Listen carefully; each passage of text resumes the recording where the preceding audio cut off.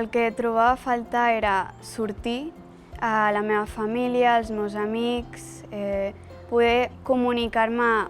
Em comunicava amb el mòbil i tal, però vulguis que no, els trobes molt a faltar tots. Jo tenia les defenses molt baixes i no podia rebre visites, o sigui que no els veia en persona, però això em comunicava online. En tot aquest tractament m'ha acompanyat gent meravellosa. M'he donat compte que hi ha moltíssima gent que m'estima i que em recolza.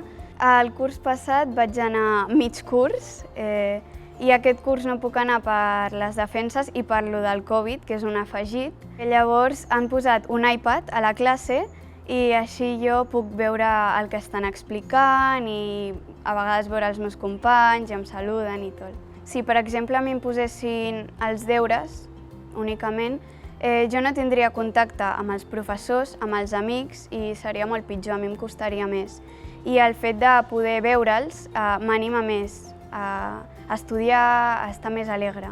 Tot i saber que jo no podria anar a l'escola, els tutors van tenir molts detalls amb mi. Per exemple, hi havia un pupitre que estava buit, que representava el meu.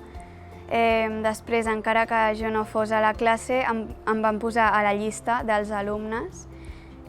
Després, a l'educació física, el profe d'educació física, va fer amb els alumnes, estirats a terra, van fer el meu nom i ho van gravar amb un dro.